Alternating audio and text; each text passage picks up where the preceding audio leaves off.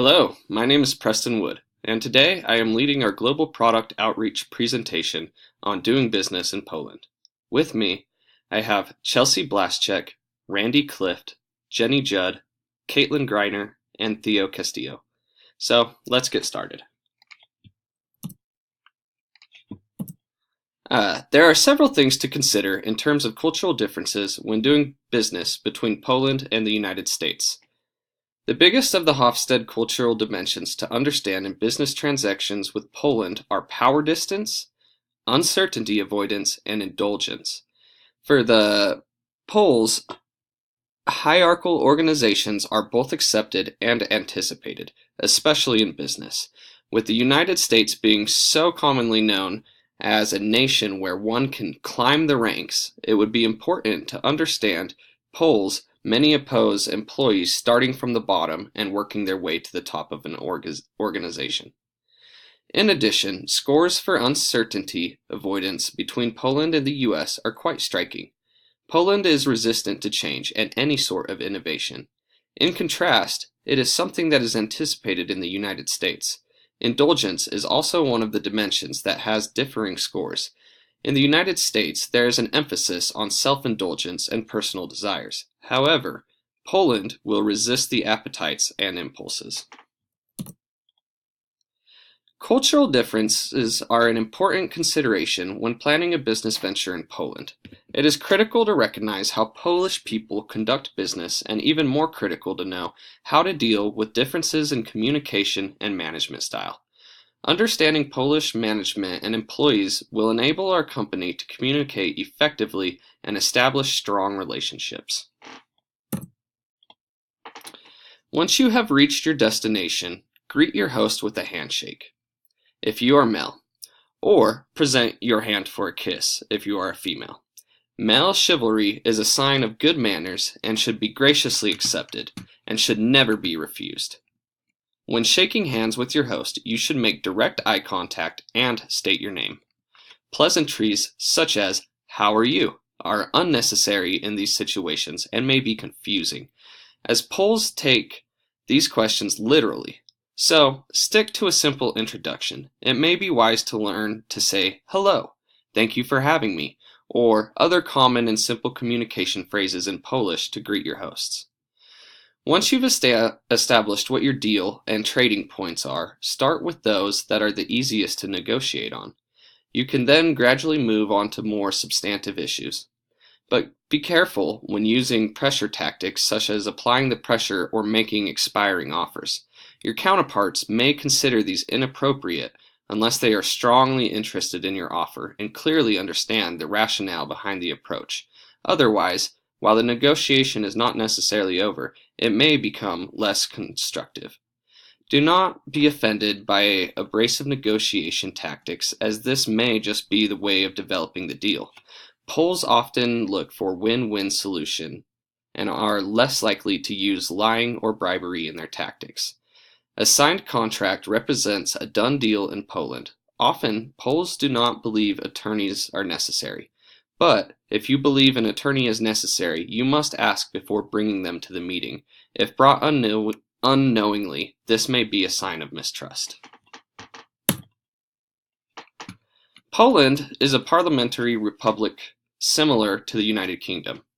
The current political party in power is the Law and Justice Party, or PIS, which includes the President Andrzej Duda, and Prime Minister Mateusz Morawiecki.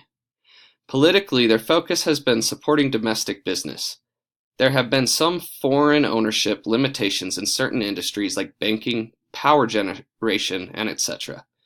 Though elections are coming up again next year, support is strong, and it looks as though they will remain in power. Even with the political climate, Poland is still very friendly towards foreign investment. Poland shows promise in its economy with a 68.5 overall score in 2018 for the Economic Freedom Index. 12 different freedoms are displayed and ranked on the graph to the left, starting with the USA, the world, and then Poland on the bottom. When observing Poland's Economic Freedom Index, it is apparent that in areas like financial freedom, investment freedom, trade freedom, and property rights, Poland ranks much better than the rest of the world.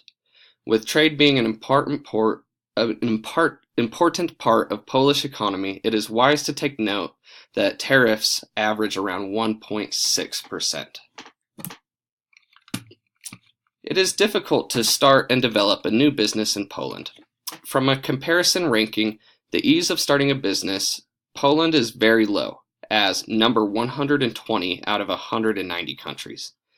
Though the ease of starting a business was ranked low, Poland ranked high as number 27 for the ease of doing business. The strongest factors for Poland on this comparison are trading across borders, getting electricity, and paying for taxes. Poland is one of the European countries that protects the freedom of economic activities. However, this principle of freedom is subject to some restrictions. Taxes, the tax base is 19%. The personal tax rate goes from 18% or 32%. Labor and employment matters. Poland has a labor code that rules the relationship between workers and companies. For working hours, 8 hours per day or an average of 40 hours per 5-day work week is allowed. The labor code has some exceptions to this rule that are related with manufacturing and production companies that may extend the labor time. Poland's trade agreements will be an integral part of the business strategy. As part of the European Union, Poland gives our company immediate access to 28 other countries. The bilateral trade agreement with the United States will ensure that the import process should be smooth and cost-effective. Poland's growing economy gives our company a great foothold in Europe with potential of future expansion. With the fastest growing GDP in the entire European Union, Poland has taken the lead in years of economic boom and in the years of crisis. Because of this, their attractive incentives, they are very popular among foreign investors. There are 14 specialized economic zones, where you can choose to locate your business and reap the benefits of having your company near major industrial, academic, or transportation type hubs.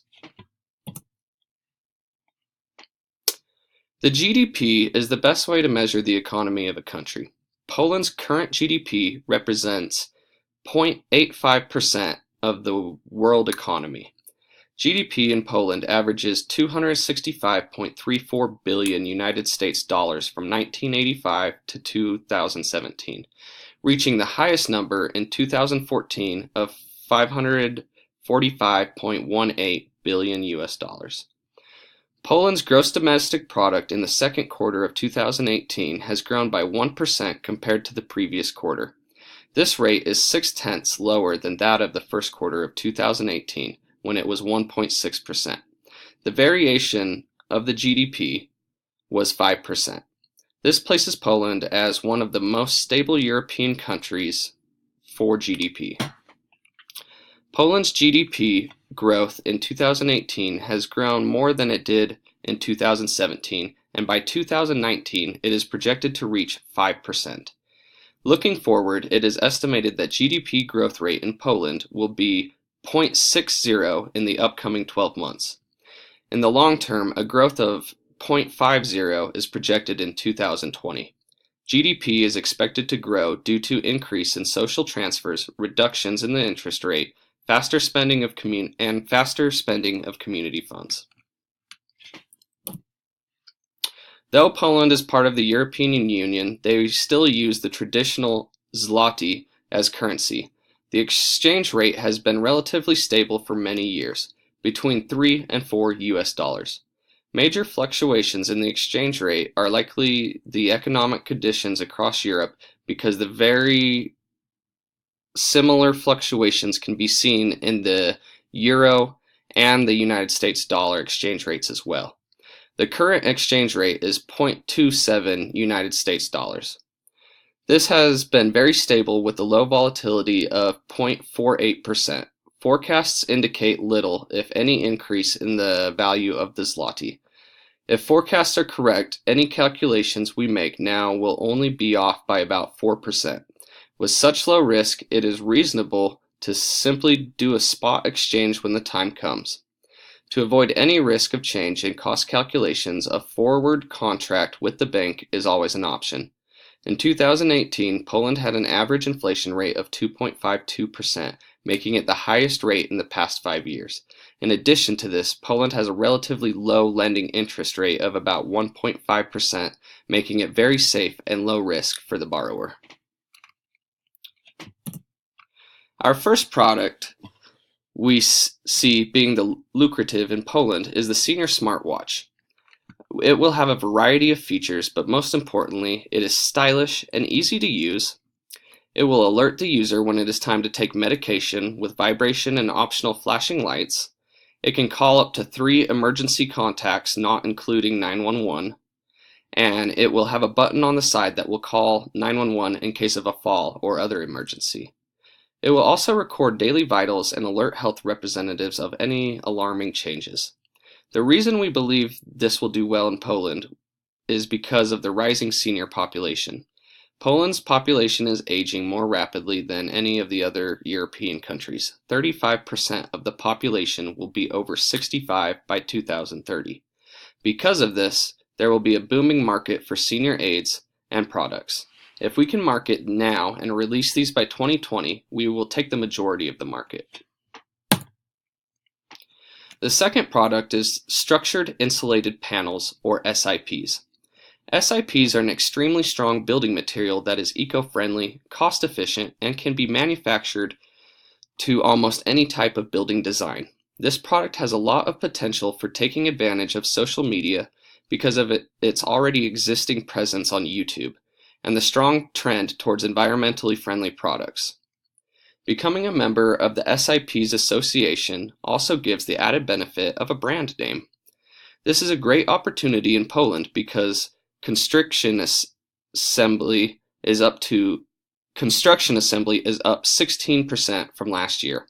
Also, the closest competition for a registered SIP builder is in China. The most cost-efficient way to sell this product would be to export the machinery to Poland and set up a factory there instead of continually importing the product. Our third product is a video camera gimbal. Gimbals are a revolutionary new product that uses gyroscopes and motors to perfectly balance and steady your video while recording. These technologies are taking off in the Western world and other parts of Europe. Poland seems to have a big market that could utilize these video camera gimbals, such as the action sports community, the regular photographer, and businesses that can use these for marketing purposes. The opportunity for this product in Poland is huge and is only expected to grow in the coming years. With other manufacturers in China, Austria, and the United States, the outlook is very promising as these manufacturers avoid Poland and market to other markets. In conclusion, my team and I believe that through the information we have gathered and analyzed that all 3 chosen products would be viable and suitable for the Polish market. Our sources can be found in the following 3 slides. Thank you for your time.